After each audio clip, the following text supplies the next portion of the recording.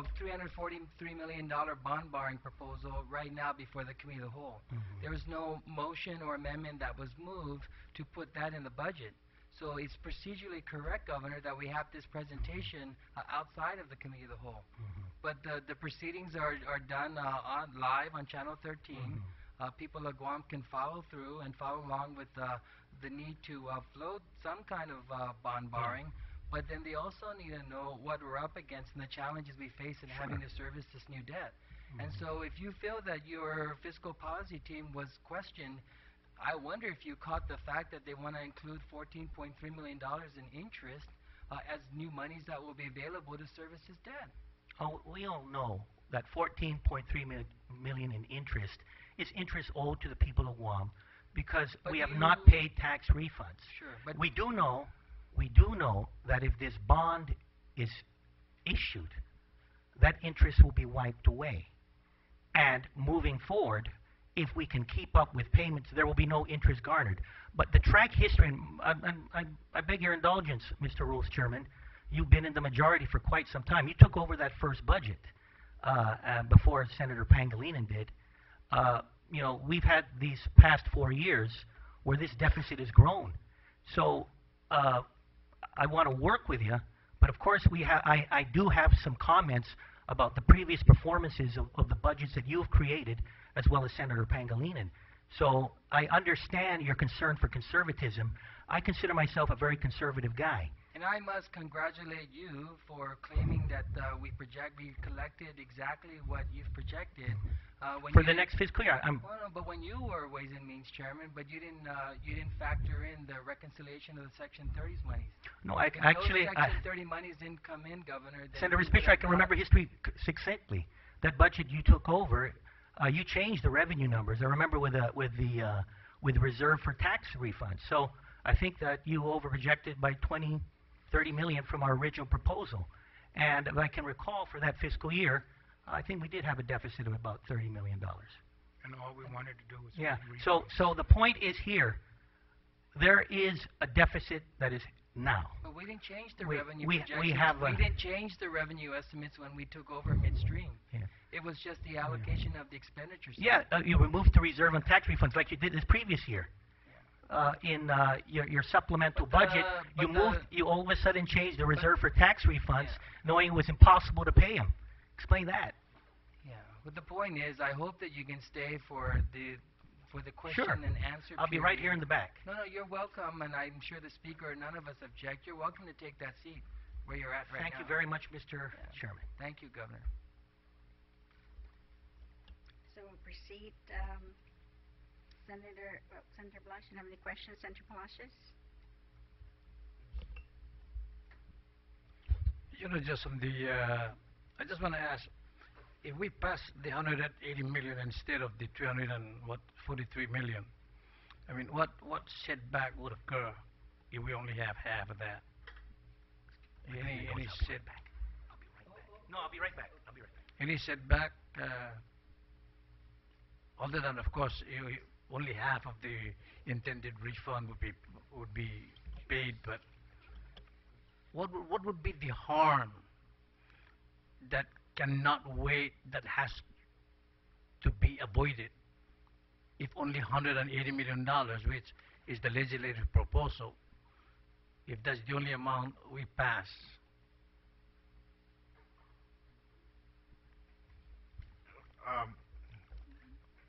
If you look at the 2010 and prior years of 245, and you just basically you take out 120 million that is allocated to refund, you're looking at 125 remaining to pay for 2000. I know that we're going to be short. Of course, we still have a balance. But I said, other than that, what other harm or what other setback would occur? Other than we'll still be owing 120 million or whatever the balance is. I just want to know what would be the repercussion if only half is authorized by this legislature, which is the 180 million as opposed to the 320 or 343 million. Well, can I just add something? Sometimes governor. There's a more of a global look. Okay. What my concern is, and I brought it up with my staff, we have a class action lawsuit that is currently ongoing. Okay. In fact, you know, some of you folks that are lawyers or judges understand my concern. And my concern is that, as in previous history in class action lawsuits, and the most recent one, the COLA case, my concern is that if there is something occurs, I would rather not see monies going towards lawyers. I'd rather see money going to the taxpayers. And there is that case that, again, further pushes this administration to move forward in regards to paying this thing off and paying it off quickly. Those That's are just more on that side. Those are the legal. kind of things that I'm actually wanted out. It's not only that it's not paid, but that potential suit, and then in the end we'll still be forced to pay it, and maybe some other things. Now the other issue on the additional child tax credit, I got during the discussion, we cannot claim that unless we refund the money owed, right? Then it is because of the refund, then we get reimbursed because we pay first. That is correct. That's what I mean. So I see here two things happening. No, not only that when you pay it stops accruing interest against us, but at the same time we collect the federal reimbursement for additional child tax credit, essentially as an additional revenue from the feds once we refund that. That is correct. And for as long as we don't pay that, the federal money that is there available, we cannot receive it. Well, the person, basically the present law right now on the provision for the provision for refund on the ACTC Yes, sir.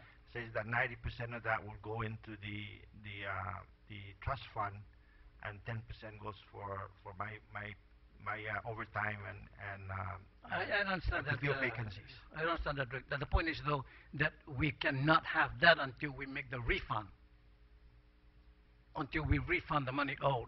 Yes, that's correct. That's what I want. Yes. You know, I want to make a comment. So the back- sooner we pay the refund, and the Yes. more refund we pay, the more reimbursement we get.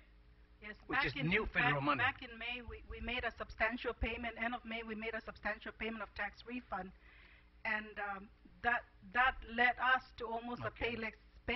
I don't know if you remember that time when the media was calling and they were interviewing. You know, we had to delay the payroll that day because the week before we made a substantial amount of tax refund, which was about $4 million.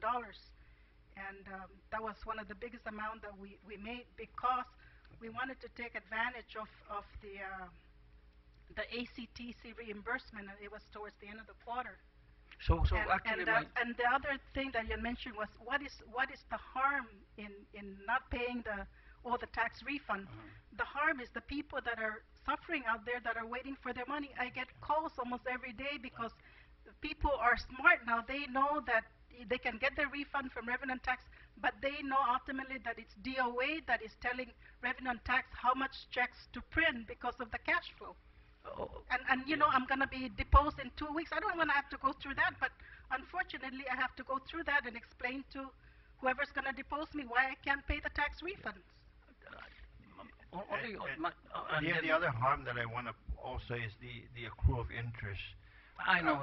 That's what In I'm other words, saying. if we don't pay this by December 15, it's going to add another $3 million to the liability of the refund. So on the additional child tax credit, again, my point is that it's very simple.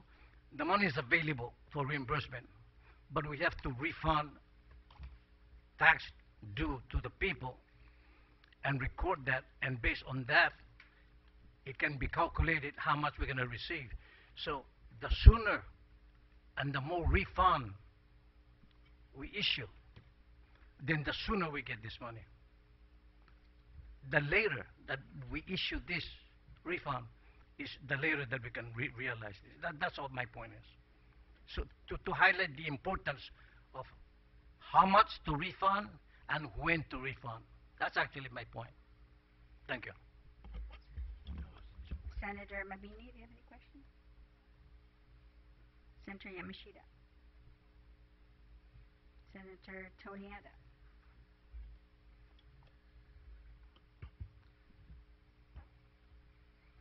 How much would the lawsuit, should it go forward, how much is it going to cost our government not paying back this tax refunds? It's very hard to quantify how much, but you can imagine the amount that of the tax refund that is owed. It's going to be a substantial amount. Would we be able to get the same interest rate that we're currently able to obtain today? Should it also go forward, would we be able to attain the same interest rate? Probably not, because we don't know when that lawsuit is gonna be heard, and when the decision is gonna be made, and maybe when that time comes, the conditions is not gonna be the same. So and when we are gonna be forced to do it, then it's under different circumstances, different condition. Now is the best time to do it. I see. And now we do have people who are willing to purchase these bonds. Yes.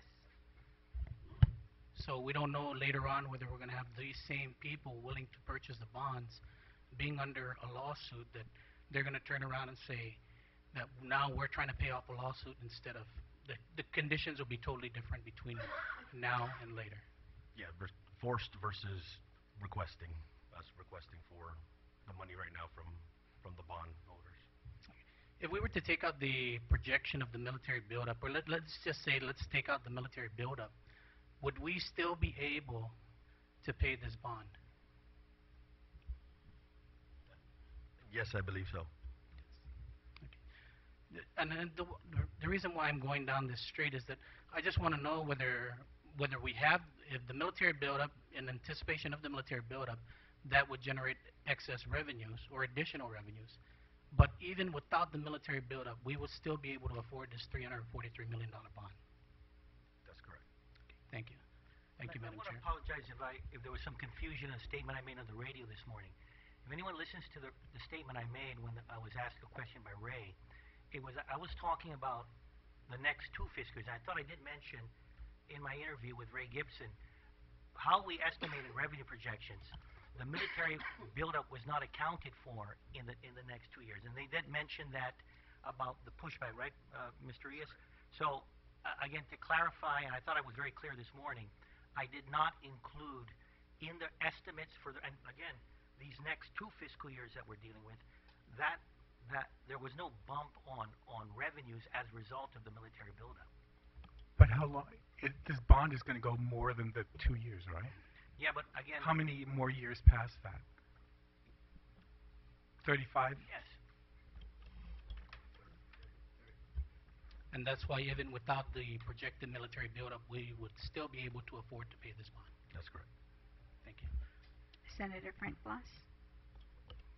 Thank you, Madam Chair. There are actually a couple questions. How you mentioned with regards to what your whole idea of now's the time to be able to do this. And we were talking about the market, and we're talking about the different markets. What's the market that you wanted to go out and take this bond to? The market that we wanted to go out and take this bond to? Yeah. I mean,